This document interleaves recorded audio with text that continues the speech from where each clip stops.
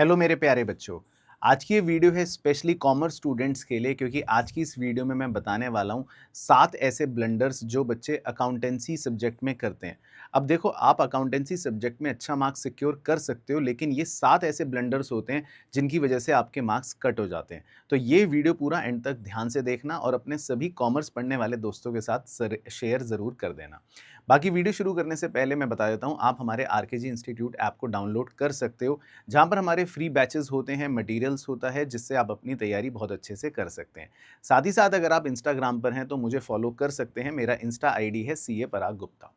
तो sir, video फटाफट से शुरू करते हैं और आपको बताते हैं कि ऐसी मिस्टेक्स के बारे में जो बच्चे करते हैं। आपको पता है 80% से ज़्यादा बच्चे अपने मार्क्स क्यों कटवा देते हैं? क्योंकि वो कुछ ऐसे ब्लंडर्स कर रहे होते हैं अकाउंटेंसी में, जिन्हें आप अवॉइड करके अपने मार्क्स कम से कम 15 नंबर से बढ़ा सकते हो। सबसे इंपॉर्टेंट चीज़ आपके लिए समझने के लिए ये है कि ये बहुत ही ईज़ी से ब्लंडर्स हैं, जिनको आप अगर अवॉइड करते हो, तो अकाउंटेंसी में आपके मार्क्स ज़रूर बढ़ते हैं। अब देखो, आपके हाफ ईयरली एग्ज़ाम्स शायद चल रहे होंगे या स्टार्ट होने वाले होंगे। तो हाफ ईयरली एग्ज़ाम्स हों या प्री बोर्ड एग्ज़ाम्स हों, ये आपके फाइनल एग्जाम्स के लिए एक तरह से बेस्ट ट्रायल रन है। आप इसमें जो परफॉर्म करोगे वो आपके बोर्ड्स की प्रिपरेशन को उतना अच्छा कर देंगे। तो इसीलिए आप इन ब्लंडर्स को अवॉइड करके देखना अकाउंटेंसी में, ये आपको डेफिनेटली हेल्प करने वाले हैं। तो मैं आपको ये बता देता हूँ, सबसे पहला ब्लंडर जो जनरली बच्चे करते हैं वो होता है फॉर्मेट्स को इग्नोर करना। अब आप में से बहुत सारे ऐसे बच्चे हैं जो या तो फॉर्मेट्स बनाते ही नहीं हैं, फटाफट क्वेश्चन सॉल्व करने के चक्कर में लाइनें ड्रॉ ही नहीं करते। कुछ बच्चे लाइनें ड्रॉ करते हैं तो उसके अंदर फॉर्मेट की बातें नहीं लिखते। कुछ बच्चे बातें लिखते हैं तो गलत साइड पर लिख देते हैं। तो देखो, गलती क्या होती है, या तो आपका फॉर्मेट ही इनकम्प्लीट होता है, तो ये तो डायरेक्ट कट आपके मार्क्स काटेगा। कई बार आप कॉलम में आगे पीछे गड़बड़ कर देते हो ऑर्डर में। जैसे एग्जाम्पल के तौर पे, फॉर एग्जाम्पल आप कैश बुक बना रहे हो, कैश बुक में पता चला आपने डेट का कॉलम नहीं बनाया। या फॉर एग्जाम्पल आप बैलेंस शीट बना रहे हो, बैलेंस शीट में पता चला आपने ऑर्डर्स आगे पीछे कर दिए। कई बार इस तरह की गलती की वजह से भी आपके मार्क्स कट जाते हैं। इसी तरह देखो, सबसे ज़्यादा गलती मैं देखता हूँ कई बार बच्चे जब लेजर के अंदर टू या बाय लिखते हैं तो उसको रॉन्ग साइड पर लिख लेते हैं। डेबिट की पोस्टिंग कर रहे हैं तो गलती से बाय लगा दिया, क्रेडिट की पोस्टिंग कर रहे हैं तो गलती से टू लगा दिया।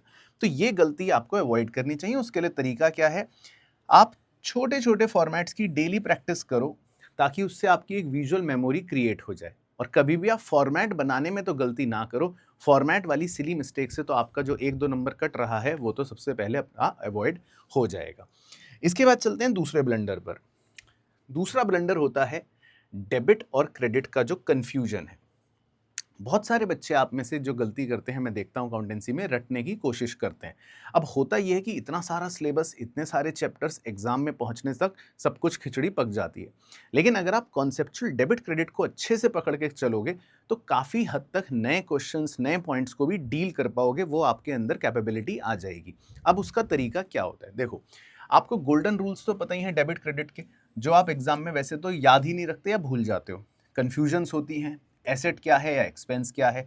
सबसे बड़ा कन्फ्यूजन कैपिटल नेचर का चीज़ क्या है, रेवेन्यू नेचर की चीज़ें क्या हैं। तो अगर आपको ये बेसिक चीज़ें नहीं पता होंगी तो जितना मर्जी रट लो, एग्जाम में कोई नया पॉइंट आएगा और आप फंस जाओगे।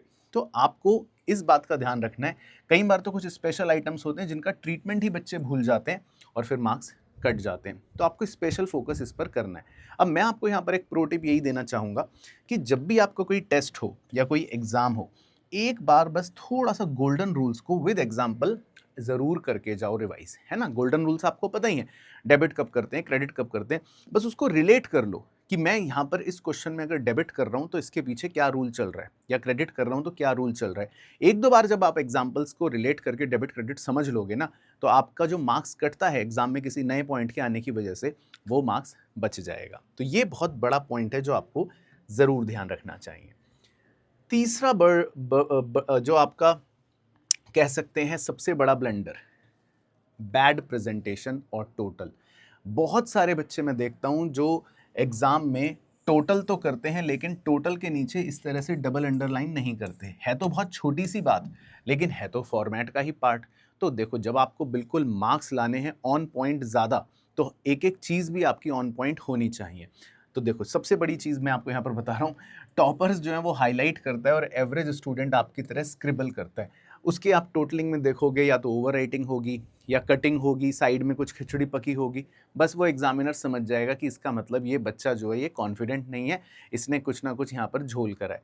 तो आपका प्रेजेंटेशन नीट होना चाहिए, बहुत ज़रूरी है। टोटल प्रॉपर बाकायदा अंडरलाइन होने चाहिए, बहुत ज़रूरी है। तो उसके लिए प्रो टिप ये है कि आप डेली अगर 20 मिनट या 15 मिनट फॉर्मेट्स की प्रैक्टिस करें तो प्रॉपर लाइंस बनाकर करें, या ट्यूशन में पढ़ाई करें, स्कूल में पढ़ाई करें, जब टीचर क्वेश्चन करवाए तो सिर्फ क्वेश्चन मत करो, क्वेश्चन को प्रॉपर फॉर्मेट के साथ करो ताकि आपकी प्रैक्टिस अच्छे से हो और एग्जाम में इस तरह की कटिंग, इस तरह की ओवर राइटिंग से आप अपने मार्क्स ना गवाओ। उसके बाद देखो चौथा ब्लंडर, सर क्वेश्चन में हम वर्किंग नोट शो करें कि ना करें। तो मेरे प्यारे बच्चों, सबसे पहले ये समझ लो, जो आप रफ वर्क करते हो उसे वर्किंग नोट नहीं कहते। बच्चा कहता है सर मैं रफ में कर रहा हूँ, क्या वो दिखाऊं टीचर को? तो देखो, रफ वर्क एक अलग चीज़ है, वर्किंग नोट एक अलग चीज़ है। बहुत सी जगह अकाउंटेंसी में आप कैलकुलेशंस करते हो, आप इंटरेस्ट निकालते हो, मान लो ऑन लोन, ऑन कैपिटल या ऑन ड्राइंग, आप प्रॉफिट या लॉस निकालते हो एसेट को बेचने पर। तरह तरह की कितनी कैलकुलेशंस होती हैं आपके पूरे अकाउंटेंसी के अंदर। तो उस कैलकुलेशन को शो करना है। अब कैसे शो कर सकते हो? बहुत ही सिंपल तरीका है, वैसे तो आपके स्कूल में भी सिखाते हैं। आप एक छोटा सा बॉक्स बना लो, उस बॉक्स में अपनी जो भी कैलकुलेशन कर रहे हो वो थोड़ा सा बस नीट एंड क्लीन कर दो और उसकी हेडिंग लिख लो वर्किंग नोट 1। तो टीचर को लगेगा कि यस, बच्चे ने वर्किंग नोट बनाया है। तो आपको नाम बस देना है वर्किंग नोट, करो तो वही जो आप कर रहे हो, बस रफ वर्क की तरह मत करो, उसको थोड़ा सा कायदे से कर दो। ये चीज़ भी कई बार एग्जाम में आपके 2-3 नंबर बढ़वा देती है, क्योंकि अगर मान लो आपका मेन आंसर गलत भी हुआ तो ये अगर अच्छा बना होगा तो टीचर कई बार रहम खाकर आपको एक आध नंबर दे देगी। तो ये चीज़ इसीलिए इंपॉर्टेंट हो जाती है। तो यहाँ तक आपके देखो 5-6 नंबर तो मैंने बढ़वाई दिए। अब है जी ब्लंडर नंबर 5। ये अकेला ब्लंडर ही 5 नंबर और बढ़वा देगा। कैसे? एडजस्टमेंट्स के बिना अकाउंटेंसी का पेपर है अधूरा। आप जानते हो हर चैप्टर में मोस्टली कुछ ना कुछ एडजस्टमेंट्स होती ही हैं। अब एडजस्टमेंट्स का मतलब मेनली तो ये होता है कि उसके डुअल इफेक्ट्स होते हैं। हमेशा कोई ना कोई एडजस्टमेंट दो चीज़ों को अफेक्ट करती है। अब जनरली बच्चों की गलती क्या होती है, ब्लंडर क्या होता है कि वो उसको रिकॉर्ड जब करते हैं, नोट जब करते हैं, एक जगह सही कर लेते हैं या तो दूसरी जगह भूल जाते हैं या दूसरी जगह गलत रिकॉर्ड करते हैं। तो आपको एडजस्टमेंट्स पर बहुत फोकस करना है। अगर आपने दो जगह इसको रिकॉर्ड नहीं करा, या तो लेजर में भूल गए या बैलेंस शीट में भूल गए, तो गड़बड़ हो जाएगी।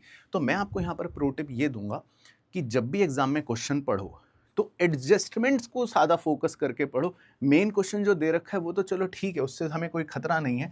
एडजस्टमेंट्स को कम से कम 2-3 बार अच्छे अच्छे से लाइन लगा लगा के पढ़ो, तब उसके बाद क्वेश्चन स्टार्ट करो। उससे क्या होता है, एडजस्टमेंट को लेकर आपका दिमाग सजग रहेगा कि हाँ ये एडजस्टमेंट है और दो जगह यहाँ मुझे लिखनी ही लिखनी है, तो आप भूलोगे नहीं। तो एडजस्टमेंट्स में मैक्सिमम बच्चों के मार्क्स कटते हैं।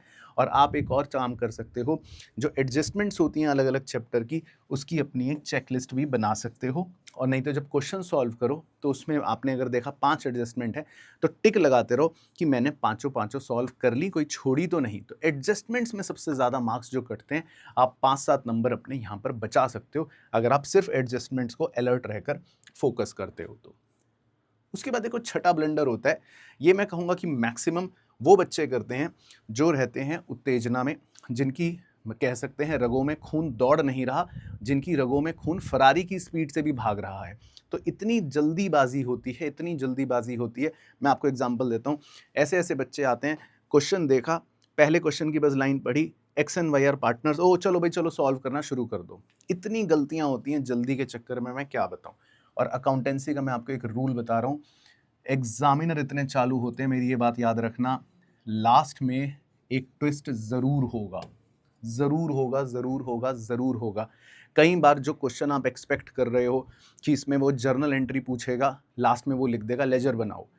किसी किसी क्वेश्चन में आप एक्सपेक्ट कर रहे हो कि लेजर बनाना है, वो लास्ट में लिख देगा जर्नल एंट्री करो। तो जो बच्चा हरी जल्दी में रहता है वो उसके जाल में फंस जाएगा। तो मैं आपको एक रूल दे रहा हूँ, बिल्कुल वो ध्यान रखना, जल्दीबाजी में सॉल्व करने पे कूदना नहीं। और एक कसम खाओ, अपना पेन नीचे रखोगे जब भी एग्जामिनर में पेपर मिलेगा, पहले पूरा क्वेश्चन उंगली रख के पढ़ोगे एंड तक। जब आपका क्वेश्चन बिल्कुल एंड तक कंप्लीट हो गया, फुल स्टॉप लग गया, बाजू में ऐसा दिख गया 6 मार्क्स, तब पेन उठा के सॉल्व करना शुरू करोगे। अगर आपने शुरू में क्वेश्चन पढ़ते ही अपना चीतापना शुरू कर दिया तो ये वाली गलती हो सकती है, और इसमें तो अगर नंबर कटे तो कई कई बार तो 6-8 नंबर कट जाते हैं, क्योंकि क्वेश्चन कुछ कहता है, आप कुछ कर देते हो, फिर उसके बाद टाइम बचता नहीं है। तो ये ब्लंडर बिल्कुल नहीं करना, हमें जल्दी में सॉल्व नहीं करना, हमें पेशेंस के साथ अच्छे से सॉल्व करना है, वो बहुत इंपॉर्टेंट है। और लास्ट ब्लंडर, सर टॉपर का सीक्रेट बता दो बस ऐसा कोई जिससे हमारे भी 10-15 नंबर एक्स्ट्रा आ जाएं। तो सारे टॉपर्स का एक ही सीक्रेट वेपन है, वो है थ्योरी। आप थ्योरी करते नहीं हो क्योंकि आप सोचते हो अबे थ्योरी ये क्या होता है अकाउंटेंसी में, ये तो बकवास है। और टॉपर जो होता है वो सबसे पहले थ्योरी करता है, क्योंकि उसको पता है कि यार थ्योरी पढ़ूंगा तो एक तो कॉन्सेप्ट्स भी बिल्ड होंगे, और एग्जाम में 10-12 नंबर की भी थ्योरी आई तो वही 10-12 नंबर मुझे आप जैसे नलायकों से आगे ले जाएंगे। तो आपको अब इस बात का ध्यान रखना है कि थ्योरी को बिल्कुल इग्नोर नहीं करना अकाउंटेंसी में।